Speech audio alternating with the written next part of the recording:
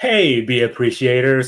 สวัสดีครับ Welcome back to Beer Times Story, the platform where beer and brewing knowledge is shared. For today's session, we will have some good burps about what's happening inside your mash topic. Yes, we will break down the mashing process. One of the fundamental brewing process commonly heard of that everyone that's kind of brew beer will know what mash is, but we will tackle it in a probably in a way that you may not think about it before. And together with our guest speaker, we will explore the fundamental mechanism of the key processes that lead to the successful mash, and hope that by the end of the session you will have a better understanding of why you do what you do and what's happening inside the mash.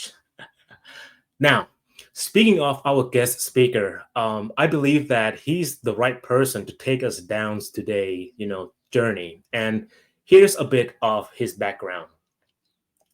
It was around the early 90s that he stepped his foot into the world of barley and brewing as a researcher in Australia. Then, from the beginning of 2000s onwards, his work, heavily focused on improving malt quality to improve beer quality and the efficiency of the brewing process, which continued, for about a decade. After that, he has been working as a malting and brewing research consultant under the name the Tassie Beer Doctor, which is also the role he's currently, holding. In 2021, he worked with the American Society of Brewing Chemists and released a book called Mashing, which contains all things mashing that you ever need. I mean, in this modern day and age, it contains the most recent update information and researches you can find. It's the mashing Bible to me. So, please welcome our guest speaker, Dr. Evan Evans. G'day, Nah. How you going? Hey, I'm doing good. How's you doing over Yeah. there? In Probably Down from that, Under, eh? Mhm. probably from that, I'd want to sort of add that my primary aim across my career has been to um, make better quality beer and more of it. And I said that to one of our army veterans Mhm. some years ago, and he shot straight back at me. He said, "Oh, yeah, that's national service." I think you have that in Thailand too, so the joke kind of Yes. probably gets through. Very smart man he was. That's great. That's great. So, how's are things over there The weather's in good. This is the general? best. This is the best time of the year. Although my son Angus has gone to Thailand about a week Yeah. ago, and I believe he's sampling many of the delights, particularly the food, which he likes a lot. And presumably that's been washed down with some good beer as well. Hopefully some craft beer. But he tends to Yeah, he tends to the lighter stuff, so maybe that's where he's gone. that would pair nice with those I mean spicy, but not that too spicy, but heavily seasoned food. Yeah, you just rinse your Yeah. palate with a crisp, clean lager. That's a very well Oh, combination. exactly. It's the sort of cuisine, sort of beer that's developed to go with the food in Thailand, and Yeah, in Australia, Thailand sits right up there with France and Italy as far as good quality food, perhaps above, right. in my view, anyway. Wonderful, wonderful. Okay, so before we go down today's journey, which is going to be a pretty intense and long one, I believe, but it's going to be fun. I know that you are now in a retirement state. Am I getting this right? That's correct. Yep. But you're still working as a brewing consultant. Can we talk about it just a little bit? Yeah, well, look, if need be, I'm on the research side, and unfortunately, with COVID coming through, one, it was very difficult to go and visit potential clients, and the other thing was that a lot of budgets dried up. So, Hmm. because of where I am, well, that's just I've had a good lot of luck, but we had the brewing convention here, the Institute of Brewing's Hobart convention last week. So Mm, there's such a good group. There's such a good group of people. Some really good people there. Charlie Bamforth, Tom right. Shellhammer, who's a Nah. hop guy, and Yeah, yeah. a whole lot of other people as well. Oh, Catherine Smart as well, and Hmm. Alex Fears, a couple of very eminent yeast people. So yeah, it's always good when you catch up with them. Right. And what kind of field do you frequently being consulted about? Usually, well, anything from foam through to the mash. I mean, my Hmm. work, I always used to say, was from glass to grass, also from grass Yeah. to glass. Yeah. Yeah. So all the way from the breeding and trying to inform the brewers and the maltsters the best way to take advantage of the varieties and to improve those varieties in the best possible way. Gotcha. And can you just share us, a quick overview of the beer scene in your hometown, Tasmania? Are they like lively, vibrant, or Bloody good is how I'd put it. I actually wrote an article up for the convention delegates coming to Hobart, and it was sort of titled "My Favourite Places in Hobart," and went through about five different craft breweries and also a major brewery. We're really lucky here. There's a really nice lager brewer, a couple of as a craft, and Mhm. there's several excellent craft brewers. With one makes a really good Kolsch, one makes beers. I haven't tasted one that I haven't liked. Has a really good robust porter in particular. I find hard to go past, and Oh God. Cascade Brewery is just amazing Hmm. for its architecture and also its background, Hmm. with Mount Wellington sitting in the background there. So I'm happy to give you a copy of that if you would like. After the show, you can share it with the people Oh, who are listening in.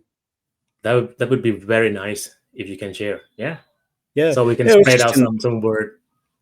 yeah, it was Yeah, published please. in the Brewer and Distiller International, which is the sort of magazine Mm. for the Chartered Institute of Brewing and Distilling. Still have trouble getting around that because Sun had just become that was Institute of Brewing and Distilling before. Hmm. Gotcha. And thank you for sharing these small chat stories. Yeah, it is great. Yeah, sure. It's great. I love to talk. Okay, now let's just dive to the main topic. Yeah, we have a lot to cover. So, Dr. Evan, I think I should start off, from the gate with this question. I'm gonna put the first slide up, and we'll tackle it from there. We talk about, the main theme of this session is what's happening inside your mash. So, can you just, give us a definition of what actually is mashing? What is it about? Well, it's basically solubilizing the components in the malt or in Hmm. the milled malt via a temperature program to gelatinize the starch Hmm. and primarily starch degrading enzymes, which produce the fermentable sugars for the yeast to have fun. Gotcha. Because I'm not gonna say most of the people, maybe to some, the process may look like a black box. You throw the crushed grains into the heated water, and then you get something for the yeast to enjoy at the end somehow. Yeah, but knowledgeable brewers, and that's craft brewers through to the big guys, they Hmm. can tweak that. I mean, Right. brewing, malting, it's all about optimization. And by controlling temperatures, pH, and a Hmm. number of other factors we'll go through, Yeah. you can get to the point you want to with the beer that you're wanting to make. And I think that's what the first slide sort of show, or tried to show with this first slide, is that you can go all the way from the old mash paddles and Oh yeah. wood mash tun and so forth, all the way through to the modern Crohn's malt house, also brew house, Yeah. State of the with art brew computers, house. state of art brew house, exactly. But at the end of the day, the chemistry is all the same. Hmm. Yeah. So if you understand the principle, it's just a matter of how you're gonna tweak it around and tailoring it to the way that you like it, right? Exactly. Okay, so let's begin with to touch a little bit about malt and what is in it. Yeah, I thought we'd put this slide in because okay, there's your barley grain in this particular Hmm. point, but the main thing to note is that it's mainly starch, somewhere between 55 and 75%. Right. Usually protein is constrained depending on where you are, between about 9 and 13%. Mm-hmm. There's some non-starch polysaccharides, which can be anywhere between about 2 and 10%. The husk, assuming you're using husked barley, Mm-hmm. around 9 to 13%, and some lipids as well. Right.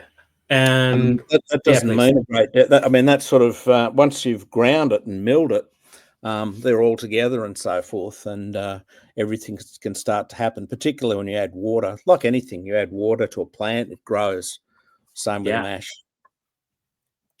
Right. And I believe, at one point, people will often hear a phrase that mashing is an extension of the malting process. What do you think about it? Yes and no. Hmm. We can get In into what way? that, Yeah. and we can get Okay. into that in the next slides, I think. Okay. Sure. So you mentioned that mashing is the kind of a process of several enzymes activities and Mm. degradations of the composition. And I think the main thing that we are focusing here is the starch degradation process. So I will let you just walk through it. That's right. I mean, Hmm. starch is the key in mashing. In Right. malting, it's more protein, non-starch polysaccharides that are being degraded, and we'll go into why that is. But if you Right. look at the starch granule, this is a slide from Glenn Fox Hmm. at UC Davis, and basically you have amylose branches and amylopectin Hmm. branched compounds. The amylose is largely unbranched, but has some branches in it. Right. If you look at level 2, Hmm. and the amylopectin has many branches in it, and that makes the difference between the two.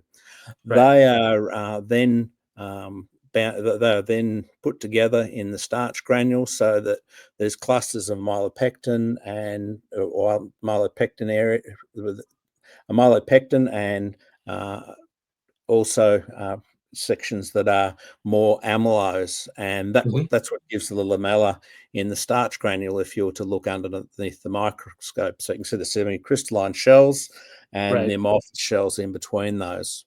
Go on Hmm. to the next slide. Sure. Um, if we look down in the bottom left-hand corner, we're looking to gelatinize the starch, and Hmm. generally in barley, that's or malt, barley malt, that's around 60 to 65 degrees. Right. This shows the viscosity from an RVA starch gelatinization. It's probably kind of similar to what goes on in the mash, and it Hmm. shows the starch granules expanding, taking on water and swelling up Hmm. to a point where they get to maximum viscosity, or in other words, they've lost their structure, Hmm. and then the enzymes are allowed to get in. So it's very important that starch is gelatinized, because as the starch granule, it's basically very compact. The enzymes can't get access. Once you open it up by gelatinization, all the enzymes, that's alpha amylase, limit dextranase, beta Hmm. amylase, and alpha glucosidase, can do their magic and produce the fermentable sugars. However, this process is not, as the slide shows, is not all or nothing. It's a graduation. It happens over a range of temperatures, Right. and that's something to keep in mind. This is all in the mash and gelatinization is, in a sense, um, it's an equilibria, if you like, going through. If we look to the right, we can see a number of the different sorts of starches that we might deal with. As I Hmm. said, around about the TP is around lowest 52, but probably the Hmm. majority is 59 to 63, if you like. Right. Charlie Manforth, in this article that this table largely comes from, said, look, the received wisdom from most brewers was, if you mash in at 65 degrees, somewhat above Hmm. the gelatinization temperature for the starch, you will then have no problems in your mash. Hmm. We can see some variations on that. The orangey coloured highlights, they show maize, rice, and sorghum. As you can see, the gelatinization temperatures of those are much higher. They Right. tend to be up around 70 or to 80 degrees in general. And that's Hmm. why when you use adjuncts that are maize or rice or sorghum, you need a cereal cooker before you use them. The Hmm. other point to make is that not all starch granules are the same in Right. the malt. We have large starch granules, as we can see up in the left-hand top corner, Hmm. and we have small starch granules. Typically, the small starch granules tend to be a smaller in number. Um, shouldn't be 73 to 8, it should be about 27% of the volume. Sorry. Yeah. Uh, No problem. just It's saw just another. the reverse number. Yeah. Yeah. Yeah. Yeah, yeah. 33 and yeah. Anyway, most of the starch granules are, or the volume of starch is in the large granules, and Right. also the small starch granules tend to have a slightly higher gelatinization temperature than the large starch granules. Okay, let's go to the Gotcha. next one. So Yep. it seems like this gelatinization process is very important for the enzymes in your mash content to properly work on the starch granules and other stuff. And like what you mentioned is that you can observe that the starch granule itself start to absorbing water with the increase of temperatures until Mm, it's reached the maximum viscosity, or it means the capacity of how its structure can hold is now no longer be able to do that, and then it just bursts, break yeah, down, right? yeah, Okay. yeah. And I think And yeah, please. And the other thing that I've sort of learnt recently is there's another subtlety to this. It's actually an interaction between the starch gelatinization temperature of the starch, Hmm. the temperature in the mash, Hmm. and also under certain conditions, the water availability as well. So if you have a thick mash, Okay, the you crystal. can have Okay, some effects there that can be useful to take advantage of in certain circumstances. gotcha. So let's explore the transformation of starch structures in the Yeah. schematic view, so you can have better So this is idea of just a what's bit of a happening. summary of what we're talking about a minute ago. Hmm. You start Hmm. off with your starch granules, both small and large. Right. There's gelatinization, which basically opens up the amylose and amylopectin for liquefaction by Hmm. of the gelatinized starch with the starch degrading enzymes. Right. Initially, that results in limit dextrins and dextrins, and Hmm. later on, when the mash starch degradation is complete, we end up with fermentable sugars, dextrin, and limit dextrin. And mostly fermentable sugars is the result. It's very efficient. Right. Is it safe to say that, I mean, when you mash in, right, you put the crushed grain into the heated water, the enzyme is there, but it cannot efficiently work on the starch granule until you have to finish the not finish until the gelatinization occurs, and then it can start attacking whatever is packing inside. That's correct, and that's essentially for barley at least temperatures above 50 degrees. Sorry, 60 degrees Celsius. Yeah, which is And typically the mash temperatures for, right, right, sorry. it also depends on what sort of mill you're using as well. Are you Hmm. using most people use dry mills, Hmm. like a six roller mill or whatever, but there are wet mills, and Hmm. there's limitations to the maximum temperature that you can use for a wet mill to put the grist into the mold because it's wet into Into the into milling. the mash. Yeah. Yeah, yeah. And there are some other type of cereal grains that you mentioned previously on the previous slide that it require higher gelatinization temperatures, like maize, corn, and rice. That's why you have to heat it up in a separate vessels, because you do not want to denature the enzymes that are available in the body, right? That's correct. Nailed it. Okay, And we call that and we do that in a different vessel, and we right. call that a cereal cooker. Gotcha, gotcha. So the complete overview of how this starch degradation process flows is that you have to go through the gelatinization process first, and then the enzymes start attacking, all this starch, which is liquefaction. And once you let it rest long enough in proper temperatures, the conversion or sacrifications complete. Or conversion and saccharification. They're two. Right, Conversion's the lower temperature. Saccharification, generally talking about alpha amylase activity. right. We'll talk about that in a Sure. little minute. Sure, no problem. All right. And lastly, before we move on, if we physically look at the mash itself, what can we observe in terms of the change in this transformation? Well, basically, the mash becomes a lot more flowable. It's more liquid. It's liquefied. It's Liquefied. Mm-hmm. and it happens pretty damn quick. I mean, I usually do it on the small scale. Mm-hmm. Um, it's sort of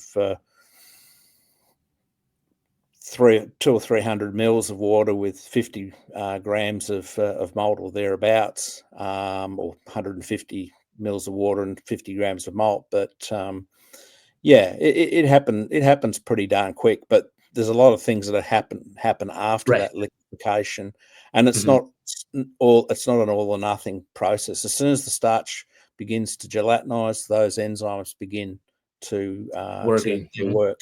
But there'll still be starch that requires gelatinization. Right. Okay. Gotcha. Moving on. We're gonna touch about the hydrolyzing enzymes. Yeah, so let's focus on those hydrolyzing enzymes. As I said, the key one or one of the key ones is beta amylase, which Mm-hmm. cleaves off maltose. There's limit dextrinase that cleaves the branches, the alpha 1,6 branches, makes a limit dextrin into a dextrin. Mm-hmm. And then there's alpha amylase, which works within the starch to release dextrin and limit dextrin moieties, and also alpha glucosidase, which produces glucose.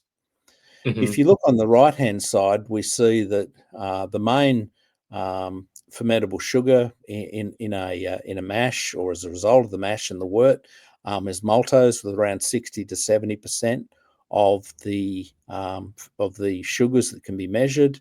Right. Glucose is second, around 12 to 22%, and then the other components are relatively small. So, because of the high levels of maltose in the wort, Mm-hmm. over time, or for a long time, people have thought, well, beta amylase is the main deal, and Mm. perhaps alpha amylase because of its thermostability. I would contend that actually beta amylase and definitely limit dextrinase and alpha amylase are important. They synergize between each other Right. to produce those fermentable sugars, and their levels compensate for each other, and that gives you your outcome. Gotcha. Gotcha. So, if we just go back to the pictures on the left, Mhm. these branches of starch is amylopectin, right?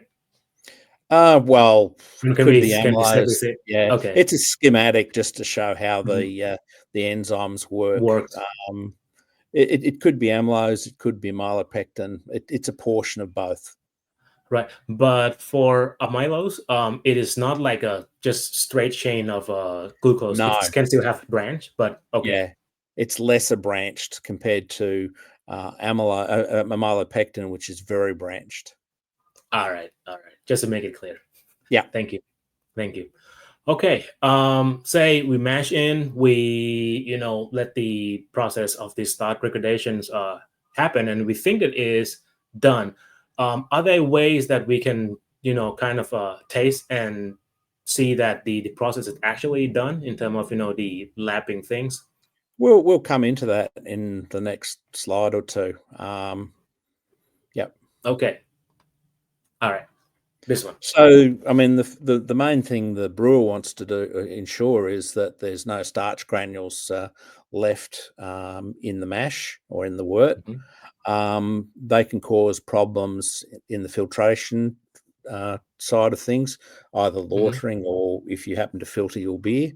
And the classic way of doing that is the iodine test. And as we can see on the bottom, we see starch comes up pretty black, whereas amylose, there's a little bit of color there, and pretty much everything else, there's not a great deal there. So, as far as the brewer is concerned, that's typically how they will work that out. They'll have a recipe or a protocol for making a particular beer. To actually measure the fermentable sugars takes some reasonably good machinery or HPLCs and so forth like that. Typically, most brewers won't do that.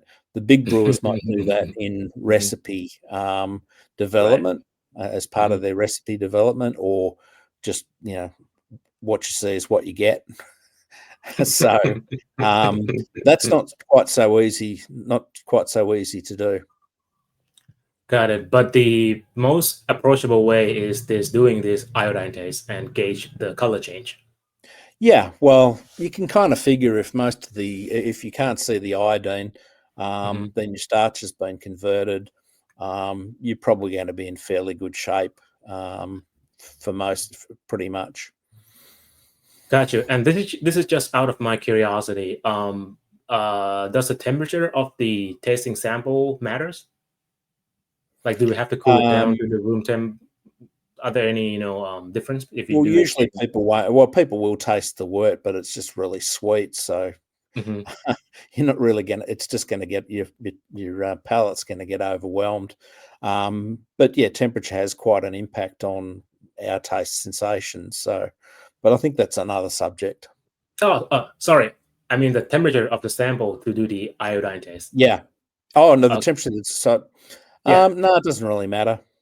Either the starch is there or it's not. Just to make. We're really looking at the small starch grains actually to make sure that they've disappeared and they've been chomped up. Right. And often that'll be why there'll be a rest at 70, 72 degrees to chomp them up. Just to make sure that you do not have residual starch that's gonna be carried through the process that may cause you problems later. It's potentially lost beer, lost alcohol, fermentable sugars, it's potential problems as well. So it's something you don't want to have. Right, and I think that the taste is very cheap, fairly cheap, and if you can do it, please do it. Yeah, well, it's a bit like a hydrogravimeter. You can test the density of your wort and your production. So yeah, you have the sample ready anyway. Okay, moving on. I think this is quite a useful table because basically it shows, well, look, the cell wall hydrolyzing enzymes and the protein hydrolyzing enzymes, they tend to work during malting, and the reason for that is their thermostability. They tend to be less than 60 degrees, whereas the starch hydrolyzing enzymes tend to be somewhere around 65 or even greater than 70 degrees for alpha amylase, and that's what's producing your yeast fermentable sugars. Lipid oxidizing releasing enzymes, you probably want to avoid those if you possibly can, particularly the lipoxygenases, because they can cause staling and foam instability. So you really want to use mash temperatures that are lower than that, or higher than 60, 65 degrees if you possibly can, particularly today with our well modified pneumatic malts. So this is one of the explanation that I asked you about the phrase at the beginning of the session, that the malting is extension of mashing is extension process of the malting. I'd say hold that thought, and I think the last slide will sort of show what the difference is between a low mash temperature and a, say, 45 degrees and a 65 degree mash temperature. Gotcha. Okay. Gotcha. Yeah. All right. I think the last one is to sum up the resultant of the mashing process. Yep. So we talked about starch degradation. We get fermentable sugars, dextrins, limit dextrins. they can, in large amounts, they can affect the beer body, which is a good thing to have. So you probably don't want to completely ferment out unless you're looking for a light beer with alcohol and not much else. Protein degradation, generally that's not going to go so far after malting, but good for yeast nutrients, beer foam, beer clarity, a whole lot of things. And I don't know that's necessarily been completely worked out. Right. A lot of people have thoughts about it. So water degradation, well, obviously wort and beer viscosity and filtration. In fact, during malting, most of the beta glucan will be degraded. It's pretty amazing how quickly over a couple of days of malting that will be lost. We've done experiments on that. Lipid oxidization, we want to avoid that. The other thing is it dissolves a number of compounds we want, like beer color. We might, particularly if we put in some specialty malt, yeast nutrients such as biotin, also micronutrients such as calcium, zinc, etc., and of course flavor. That's a whole lot of things going on in the Yeah, mashing process, right? it's the summary, but still, starch degradation's the main game in my view. Yeah, that's the bangs for the bucks that people are after. I Yeah. would say that. Okay. I think we have cover pretty much of the main thing that's going on in the mash, the starch degradation, the process, and the workflow of how things work and the mechanism behind it. The resultant is here. Now, I think it is a good time that we're going to tackle the key factors, that influence the performance of mashing process. And I know that there are a whole bunch of factors, so I will let you elaborate it one by one, starting with the pH. Yeah. Sorry. Well, I think these are things that the brewers routinely can control. And we went through, or not so much this slide, but we went through and had a look at what the potential impact was with those were at small scale, the scale that you would use for working out the quality of the malt that you'd then send on to the brewer. The Right. first thing to consider is if you look to the left, there's three curves looking at pH and maximum activity that I got out of the literature. There's red alpha amylase, blue is beta amylase, and black is limit dextranase. Yeah. Generally, as a mash, you'll be looking at somewhere between about 5.2 and maybe 6 units or something, probably 5.2 to 5.6, maybe 5.8. Right. When various publications talk about modifying the mash pH via the water quality by adding calcium salts or whatever, calcium sulfate is a classic, obviously. Right. We can see from the curves that some of the enzymes don't respond much at all in that particular range, Yeah. where other enzymes respond reasonably well. So, what I'm trying to say here is, you can change the pH, but leaven that with the idea that it may not make that much difference. Right. Okay. Right. So this is Yeah. just a word to the wise, if you like. Understood. And the pH here is at room temperature, right? Like 20, 25 This will C. be usually that's what you do is at room Okay. temperature. Yeah, you Okay. cool things down and then look at them. Gotcha. And I think most of the brewers will adjust the pH somewhere around this range anyway, 5 to 5.6. Try to be in that window. Yeah. Yeah. Yeah, but Okay. sometimes I want to push it one way or another depending on Yeah. what they're What hoping they to try to achieve. achieve. Yeah. What I'm saying is maybe that will or won't or will not make that much difference. Right. Because seeing, like beta amylase that you touch, it's pretty much there. It doesn't really change the activity in comparison to the Well, it's limited pretty dextrinase. stable. It's pretty Mhm. stable between about 4.5 and about 7. Yeah. There's a little bit of variation, but not much. Wild range. All So right. it's pretty stable. Okay. The next factors. Okay, well, we better talk about a mash tun, and on the left is a gentle mix agitator. As you can see, Hmm. this is on the big. This is big kit, so a lot bigger than Right. most craft brewers perhaps would use. Underneath is an example of a schematic of the gentle mix. If Hmm. we look on the right-hand side, there's a schematic of a water ton. We can see down the bottom the agitator. We can see the Hmm. potential for steam control of temperature, which most modern mash tuns do. Hmm. Um, Hence, not the need to do decoction mashes and the like, which take up a lot of time and energy. They've got a working level. They've got various vents and so forth.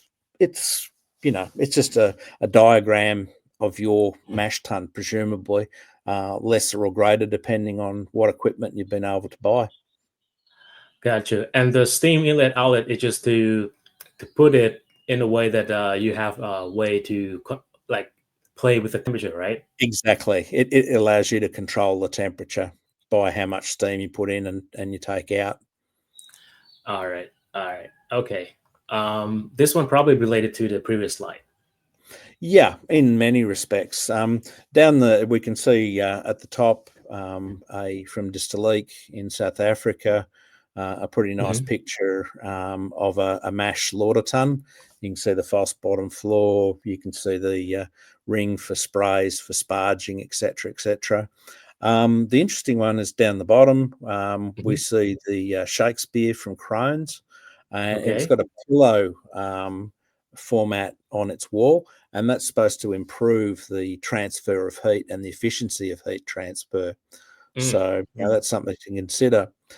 In Interesting.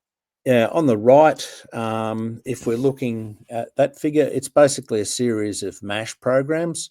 Let's Right. not let's forget about the Congress and isothermal scale MASH Okay. programs today to begin with. Right. On the That's for right, the lab, right? yeah, that's a more a lab scale. We won't go into that at this Yeah. particular Sure. point. Sure. What we do have on the right is an infusion mash. So usually the old British brewers would infuse in around 65 degrees, and Hmm. then they'd ramp up to 76 or 78 degrees and then mash off at that point. Right. If we're talking at a serial cooker mash or an adjunct mash, you can see the mash itself will go in at say 52 degrees or thereabouts. Hmm. Um, the um, the cereal will be cooked up to 100 degrees, 90 to 100 degrees to liquefy or to Hmm. gelatinize all the starch, and then it'll Yeah. be poured back into the mash tun to raise the temperature up to around 64 or 65 degrees. But very similar to a decoction mash, if you like. Right. And then you'll take it to 72 degrees and up to 76 or 78 degrees. This is modern time stuff where you've got a jacketed mash tun. On the right is an old double decoction mash that the Germans Yeah. been doing for the last couple of hundred years or Yeah. more. Really labor and energy intensive. Yeah. You've got the cereal cooker mash cooking up a portion of the mash and then putting it back in to shift the temperature, say from 52 to 65 degrees, and then a similar 10 or 20% of the mash is taken aside, heated up again, and then put in to bring the mash temperature up to the desired 76 to or 78 degrees. Okay, so Okay. that's your temperature program. Yeah. So it looks like there are several mashing profile that you can choose, and that's also related to the setup of your equipment and how you're gonna adjust it. Well, it's not just the temperature; it's also the time you spend at each of the Mm. temperatures as Mm. well. There's Yeah. almost an infinite number of protocols that you can have. Right. Right.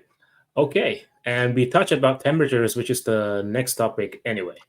Yeah, so the temperature is actually very key. About 20 years ago, we published a paper looking at the effect of temperature Hmm. on fan, extract, and fermentable sugars and attenuation or fermentability. If we look at the Hmm. top, we can see that the fan increases up to around 55 degrees. Then it declines progressively through to 75 degrees. Right. But even at 65 degrees, there is some fan production or potential Mm-hmm. fan production. Mm-hmm. As far as extract is concerned, that's the green line in the second panel down, the Right. green dotted line. And that's relatively consistent between mashing in at 45 degrees, then going up to 70 degrees, or mashing in at 70 or above and mashing in and going up to 75 degrees. So the temperature has a small effect on the extract. Extract. Wh- Mm-hmm. Yeah, where temperature has a huge impact is on fermentability or Okay. attenuation, AAL. As you can see from the black line in the second panel, Right. it goes up from 45 degrees to hit a maximum of about 65 degrees and then rapidly deteriorates down to 75 degrees. Mm-hmm. And we see that is matched. If you look at the sugars that you were talking about a little while ago, we also measured the amount of sugars that have been produced. Yeah. The amount of maltose goes up and then goes down. The amount of glucose goes up and then goes down as well. Sorry. Yeah. So the amount of glucose goes down. Sorry. Mm-hmm. Yeah. Oh, that's the alcohol, and that's the amount of That's alcohol. all. It's Right. Right. purple. Sorry, there's a black line in the lower panel there, and then there's some changes in some of the other sugars as well. The key thing to consider here is that the ratio of glucose to maltose has Mm-hmm. a big impact on how your yeast perform Right. and the flavors that they produce, particularly the acetate flavors that they produce. Mm-hmm. So, how you do your mash is actually quite important. It's an important way of controlling the flavor of your of your beer. So, just that's something else you need to sort of keep in mind. Your decisions regarding temperature are actually quite important. Right. And I think it is very fascinating and very interesting in the same time to see that the extract remain pretty, I would say, constant, but your I agree. sugar profiles, vary drastically throughout this narrow temperatures span. So Mm, you just choose which one work best for you or fit with your design, mm. right? All right. So we cover pH, we cover temperature. We Yep, see a bunch of mashing program that relate to the mashing setup equipment. yep. The next one we're gonna jump to the thing that people may not really pay much attention about, but it's very important too, which is the milling. Mm. Yeah, well, most of the major brewers are very meticulous. Hmm. If they're using a roller mill, of which is the picture in the A, to get Right. the right sort of grist, you can see the proportions on the right. Hmm. The main thing you see is that the point two in number D, the lab disc mill gives a very fine grist. Right. Usually, that's what's used for determination of malt quality before Hmm. you get that malt. Right. And there's several in between as well. So there's other settings that you can put as well, and that impacts on the sieve proportions that you're likely to get. I don't want to spend too much time on that, other than to say that there can be quite a difference between what you see and what you get.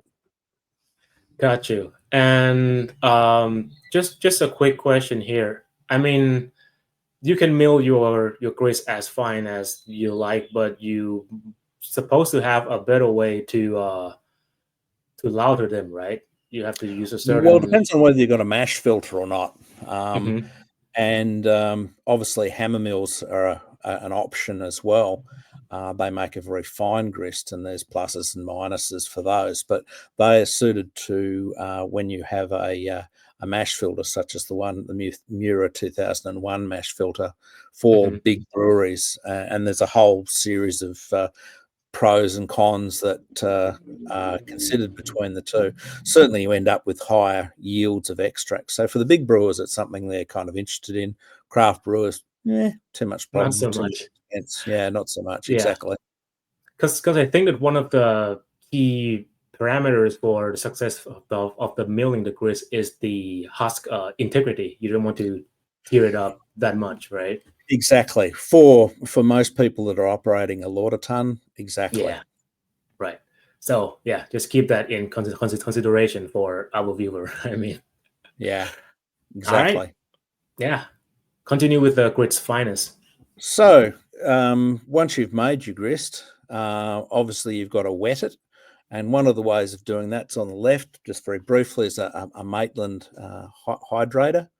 Hmm. I think it was it was patented in 1855, so it's been Oh, around for a very, very long period of time. And this right. allows you to be able to hydrate tons of grist. Mm, So we asked a couple of questions with two dynamics, one being the AAL or fermentability, and the right. other being extract, and asked, well, under a fairly defined simple mash, 65 degrees, 50-minute duration, 1 to 4 Hmm. grist ratio, finish temperature around 74 degrees. What would that have different grist grinds on extract and AAL? All right. Well, as we see, AAL, or sorry, extract increases up to about zero point 0.4 or zero point 0.5, depending, Hmm. regardless of the two varieties used, two Australian varieties back about 15 years ago, Gardner and Flagship.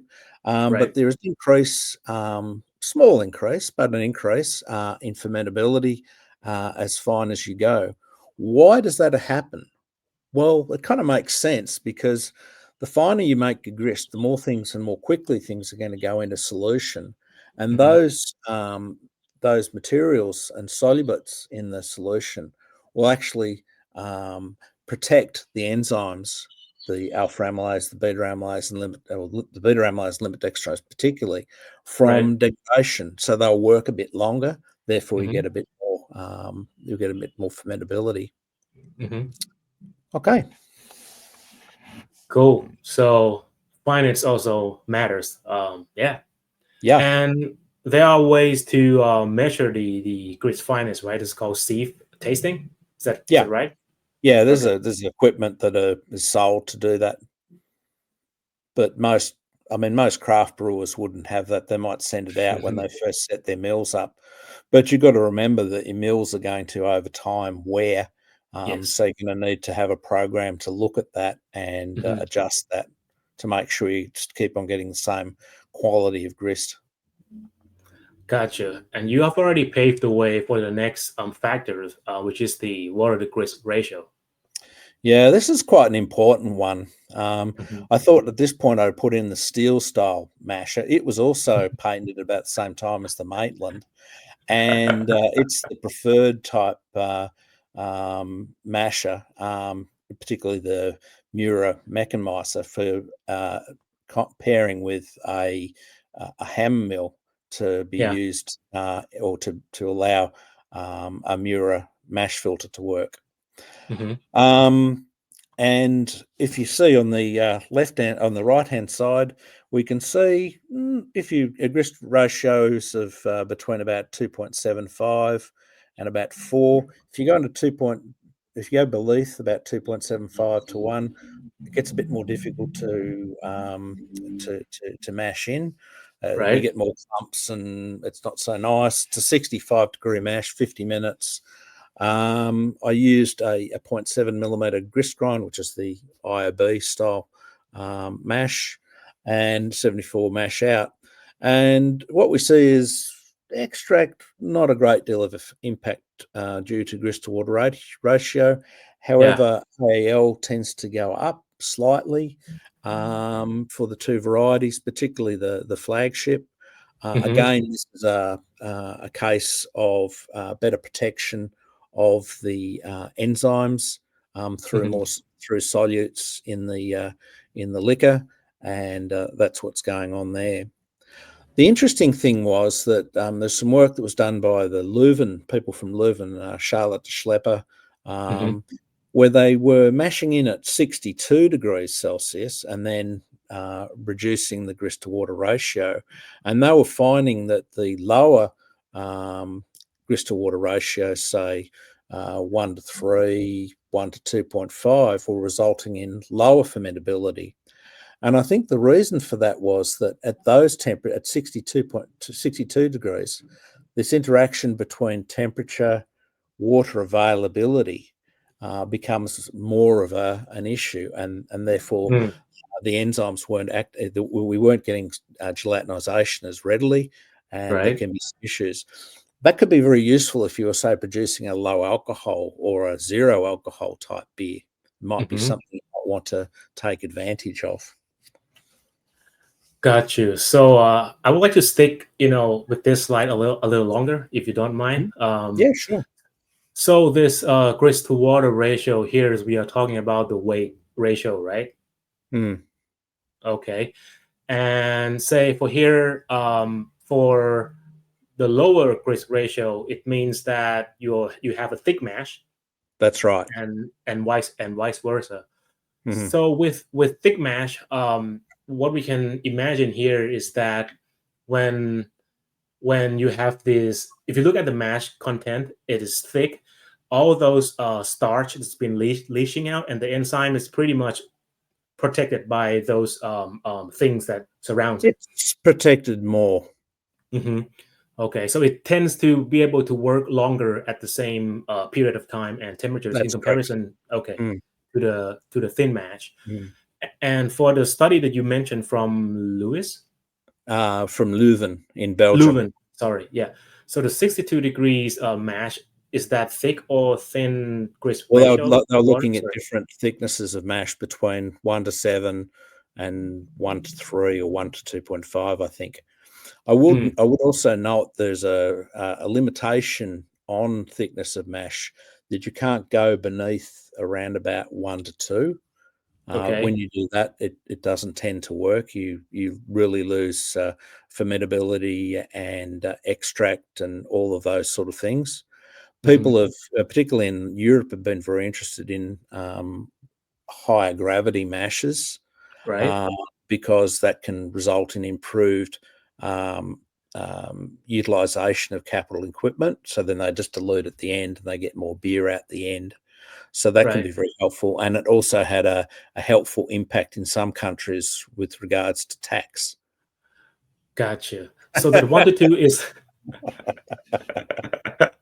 so that 1 to 2 ratio is like ultra thick mash, right? Yeah, nobody really goes to about 1 to 2.3, I think, or 1 to 2.2 is about as low as people go. But there's a whole lots of there's hairs on it. There really is. You've got to be very careful doing that.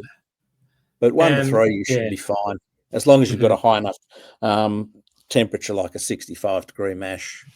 Right. And for the x-axis of this graph, the number represent the water side, right? Yeah, the amount for one part of grist, how many parts of water? Okay. Yeah, so it's definitely a ratio. All right, understood. Thank you. And I think this grist to water ratio is also one of the factors that from my experience is not commonly discussed. They probably stick with the number that they found from literatures or the previous person recipe. But the first time that I heard about it, and brewers use it as one of the tools to design their mashing program, and the final beer is like an eye-opening moment. And when I came across your studies as well, I was like, oh, okay, this is something, and I should be more meticulous about it. Yeah. Generally, I think commercially, somewhere between 1 to 3 and 1 to 4 is what's typically used for commercial brewing. Understood. Excellent. Okay. Moving on. Yeah. We talk about time. Yeah. So here we go. We're at our brew house. We're controlling our mash, and we start thinking about time. The interesting thing is both for extract and also for AAL or fermentability, time has an importance. If you note for AAL, even at 15 minutes, the AAL of the wort is still, if you only did a 15-minute mash at 65 degrees, around 82% or greater than 80%, 82% fermentability is achieved. For another Right. 45 minutes of mashing, you only get about another 10% extra fermentability. So this tells me that the mash or the cleavage of the starch or the hydrolysis of the starch occurs really early and really quickly. This is what I was Right. saying to you. It actually works in the liquefaction, etc. This stuff, when it goes really It quick. was. Yeah. Really what we were looking for was, look, I want to work out what the maximum level of fermentability is. How long could I do that practically and to get a maximum number? The brewer Right. then and malts could work from that to work out, the quality of the malt and how to use it, etc. Extract, we seem to find that around about a 50 to 60 minute mash is required to get out most of the extract. Right. And that's pretty typical, I think, of most commercial mashes. So the old brewers, they knew their stuff. Yeah, I'm they do. just trying to explain why they were doing it rather than explain something new. This is pretty old stuff. Right. They say mash for an hour and that's how it works, right? I mean, Exactly. yeah. And Yeah. you just prove that. Yeah. Yeah. So it just happened instantaneously, but with time, you're going to gain whatever you can gain and you have to just gauge where you want to cut off, with your day. That's correct. Yeah. Okay. And Now well, we're at the last slide. yeah. Sorry. Yeah. I'm just gonna say that we've been through a lot, from mash in gelizations, understand what it is, and all these key factors that you influence the mash. And you have the last slide to sum the outcomes of the mashing.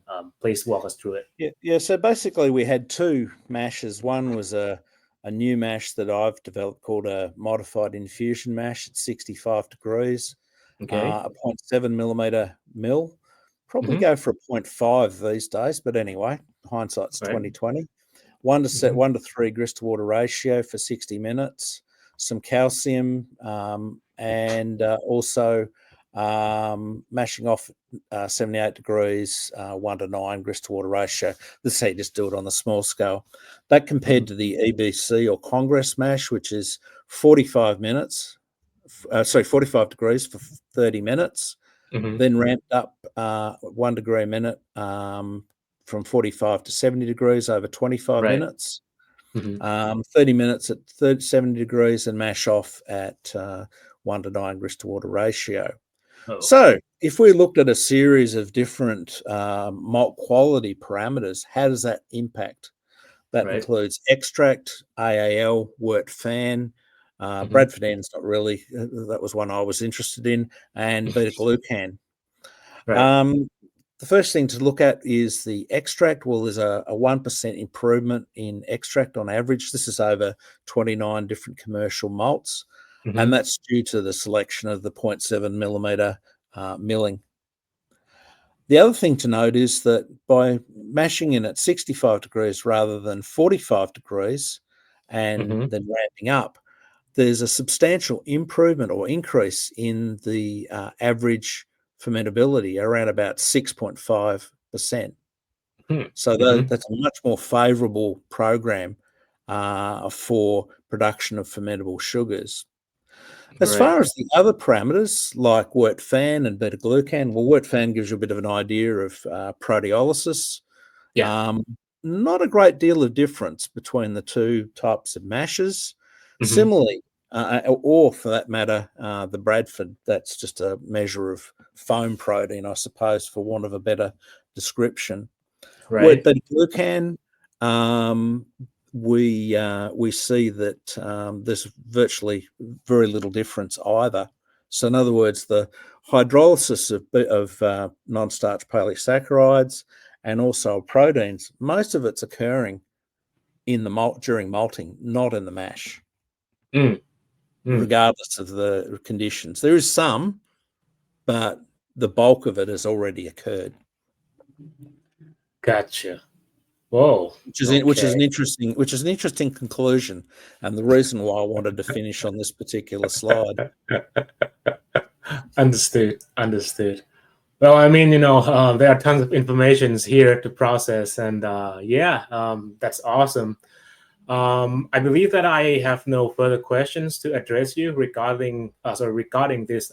What's happening inside your mash. There's one thing that I may want to touch, and maybe a little bit off the topic. But before that, here's some reference that you've been referring to for this presentation, right? Through all the words here. Particularly for people, the Evans and Brow number 5 is probably very useful, as is the Evans et al. 2005 and 2011, and as well as the book 2021. I think that's got all the information you need there. Gotcha. All right. Let me pull this presentation off the screen first, and I will address the last question to you. Yeah, so it's a little bit off topic, but not too far off. It's about the foam, because I think that's one of your area of expertise too. So, how much can, I'm not saying how much can, but does mashing really has an effect on the foam at the final beer? Possibly. And if you have a higher mash in temperature, say 65 degrees rather than 45 degrees, you'd expect the foam effect to be improved at 65 degrees. And the reason is that the lipoxygenases are very poor or have very poor thermostability. However, the amount of effect that you see depends on how you measure it, whether you use a Nibum, a Rudin, a lacing index or whatever, because each has its own focus in terms of beer quality for foam. My suggestion, as I said to Charlie last week, was probably the best way to improve your foam was to take a leaf out of the German Weizen and Hefeweizen brewers and increase your CO2 content from, say, 5.5 grams per litre up to around 6 plus, and you get smaller bubbles and much more stable foam. But there is also some specialty malts are very poor too. It's a really complicated question you're asking. Yeah. But I mean, like the way you address the answer is interesting, because like it's the lipoxygenase that's the one that you focus rather than those protein activities. So it's kind of showing the way that lipoxygenase not only affect the staling action of the beer, but also the foam quality too, right? Yeah, well, the other thing that has a big impact is the level of LTP1 or lipid transfer protein 1 in relation to the amount of lipid that's actually in the beer. You can affect the amount of lipid in beer by the temperature that you mash in at, particularly over 65 degrees. If you mash in 67 or 70 degrees, say you're making a low alcohol beer, you're probably going to get more lipid in your beer. You probably will lose some of that during the kettle boil. But the key component is what that kettle boil is, the severity of that kettle boil, because that can have quite an impact on the foam stability, although this is not related to mashing at all. Yeah. And if there's more lipid than there is LTP1 available, then your foam will really suck. And there's a really nice paper from Sandra Van Nijrup that we did that shows that very, very nicely. And there's another one from a former student of mine, Louise Robinson, where she showed that you could change the boiling characteristics, the temperature, the time, the heat on, and the delta T, all that Right. sort of stuff in the kettle, and that could also have an impact and make about a 20 to 30 second difference in nib and Oh, foam stability. So quite very an interesting. important. Yeah, so Mhm, could rise you from about 180 seconds to mhm. 210 or thereabouts. Gotcha. But yeah, it's a it's a complicated question. Yeah, Really but you answer them nicely. I mean, yeah. Yeah, Lipox is one of them, but Hmm. I'm getting a little cynical and skeptical these days. Just put extra CO2 in. Don't carbonate your beers properly, and that'll help you a lot. Right. And the other thing is, it depends. Do you like foam or not? I'm not sure in Thailand, but certainly Yeah. across Well, Europe, there's some people who like it and some people who don't. yeah. Pretty much the same thing here. I mean, it's personal preference, but to me, foam is beautiful. Yeah, I like foam too. Yeah. Yeah. Yeah. Okay. Yeah. I think we are at the tail end of the session. For this, what's happening inside your mash? Do you have any, final say or final thoughts about the topic that we just gone through for an hour? I think we've kind of nailed it over the last hour, pretty much. Yeah, I There's a agree with lot that. there, and people are probably going to need to go away and have a bit of a think about it. Get the presentation, have a look at the key Hmm. figures, and see how that works. Yeah, sure. So I would definitely have this presentation share to the viewer, and I encourage you all out there, go find some works from Dr. Evan. Mashing book is a Bible. So if you are into it, just go dive into it. Yeah. Mm. Okay. Okay. And yeah, I think this is where we will end the session. So, all right, Dr. Evan, thank you so much, for joining us today. It is an incredible session. All the insights and knowledge about mashing that you share is greatly appreciated. Thank Okay. you. Yeah, thank you. So you have a good day. I'll have to send you off the screen now. Bye bye. Here you go, man. I mean, what's happening inside your match. Hopefully that you all find the moments, for good burps throughout this session. And also, I hope that you are able to distill um, all these insights and information that Dr. Evans shared from the presentations. I know it is pretty brief, if we touch in all this aspect in an hour session, but like what I mentioned before, go find his work, go find his publication and books, and take a leap of faith, dive in more if you are into it. So yeah.